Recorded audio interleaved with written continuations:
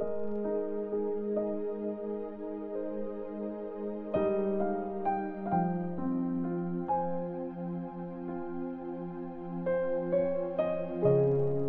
chapter 20.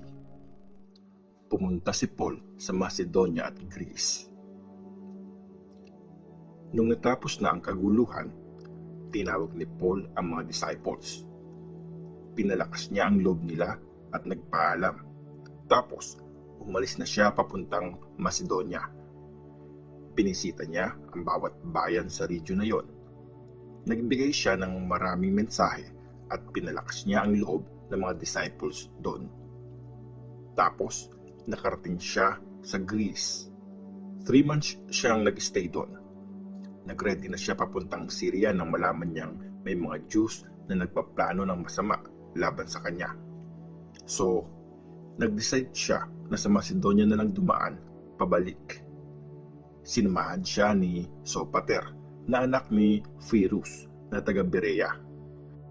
Kasama din nila sina Aristarchus at Secundus na mga taga Thessalonica, sina Gaius na taga Derbe, sina Tychicus at Trophimus na galing sa probinsya ng Asia, at si Timothy. Nauna na sila at hinintay kami sa Troas. Pagkatapos ng pesta ng Unleavened Bread, umalis kami sa Philippi, sakay ng barko. Nagkasama-sama rin kami sa Troas pagkalipas ng 5 araw. Nag-stay kami doon ng 1 linggo. Ang huling pagbisita ni Paul sa Troas. Sabado ng gabi, nag-gather kami at sama-sama kaming kumain. Nagturo si Paul sa mga tao hanggang hating gabi kasi paalis na siya kinabukasan. Maraming ilaw na nakasindi sa kwarto sa taas ng bahay kung saan kami nagmi-meeting. May isang binata doon na nakaupo sa may bintana, si Eutychus. Humaba ang pagpipreach ni Paul kaya inantok na talaga yung binata at nakatulog siya ng mahimbing. Tapos, nahulog siya sa bintana at bumagsak sa lupa mula sa 3rd floor. Patay na siya nung binuhat ng mga tao. Pero bumaba si Paul. Niyakap niya si Eutychus. Tapos, sinabi niya, "Huwag kayong mag-alala. Buhay siya." Umakyat na si Paul sa taas para kumain kasama ng mga tao. Tapos, nagturo ulit siya hanggang madaling araw, saka siya umalis. Inuwi na ng mga disciples ang binata. Buhay siya at masayang-masaya sila. Mula sa Troas papunta sa Miletus. Nauna kaming sumakay ng barko papuntang Assos para mapagkita kay Paul doon. Siya ang nagsabi na gawin namin to kasi plano niya magbiyahe sa lupa imbes na sa dagat. Nung nagkita na kami sa Assos, sinama namin siya papuntang Mytilene. Sumakay ulit ang barko galing doon. Tapos, nakarating kami sa Chios the next day at sa Samos nung 2nd day. Then, sa Miletus nung 3rd day. Nag-decide si Paul na lampasan ng Ephesus para hindi na siya magtagal sa Asia. Kung pwede sana, gusto niya nang makarating agad sa Jerusalem sa araw ng Pentecost.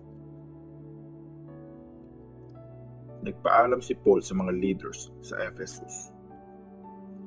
Galing sa Miletus, nagpadala si Paul ng mensahe sa Ephesus. Nirequest niyang i-meet siya ng mga leaders ng church.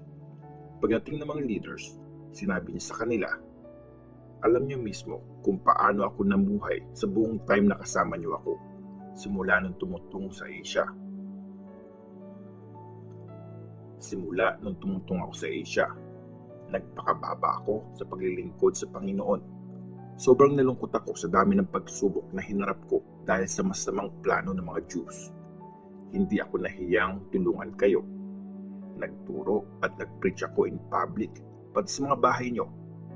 Winarningan ko ang mga Jews at Gentiles na magsisi at tumalikod sa mga kasalanan nila at dapat sila magbalik loob sa Diyos at manalig sa Panginoon nating si Jesus. Ngayon, bilang pagsunod ko sa Holy Spirit, babalik ako sa Jerusalem kahit hindi ko alam kung ano mangyayari sa akin doon. Ang alam ko lang, Sinabihan ako ng Holy Spirit na kulungan at paghihirap ang naghihintay sa akin sa bawat city na pupuntahan ko. Pero para sa akin, hindi importante ang buhay ko. Ang mahalaga lang ay matapos ko ang misyon na pinagawa sa akin ng Panginoong Jesus. Ang i-preach ang magandang balita tungkol sa sobrang kabaitan ng Diyos. Nakasama ko kayong lahat sa pagpipreach tungkol sa kaharian ng Diyos. Pero alam kong hindi nyo na ako makikita ulit. Kaya sinasabi ko sa inyo ngayon, hindi na ako mananagot kung mawala man ang isa sa inyo. Kasi hindi ako nagdalawang isip na sabihin sa inyo kung ano ang buong purpose ng Diyos. Kaya ingatan nyo ang sarili nyo at ingatan nyo din ang lahat ng members ng grupo na binigay sa inyo ng Holy Spirit para alagaan.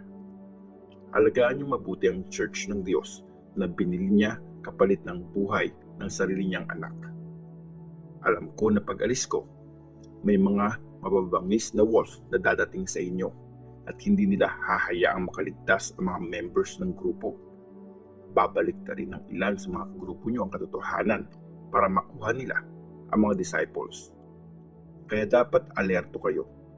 Tandaan nyo kung paano ko tinuruan ang bawat isa sa inyo sa loob ng 3 years. Naiiyak pa ako araw at gabi nung tinuturuan ko kayo. Ngayon, pinapaubaya ko na kayo sa Diyos at sa mensahe tungkol sa sobrang kabaitan niya. Yan ang magpapatibay at magbibigay sa inyo ng mga blessings na para sa bayan ng Diyos. Hindi ko pinag-interesan ang silver o gold o kahit damit ng kahit na sino. Alam niyo kung nagbanat ako ng buto para ma-provide ang lahat ng kailangan ko at ng mga kasama ko. Pinakita ko sa inyo kung paanong sa ganitong pagsisikap ay dapat nating tulungan ang mga mahihina. Tandaan niyo ang mga sinabi ng Panginoong Jesus. Mas blessed ang magbigay kaysa tumanggap. Pagkatapos niya magsalita, lumuhod siya at nagpray kasama lahat ng nandun. Grabe ang iyak nilang lahat. Niyakap nila si Paul at hinalikan. Talagang nalungkot sila dahil sinabi niyang ito na ang huli nilang pagkikita. Tapos, hinatid nila si Paul sa barko.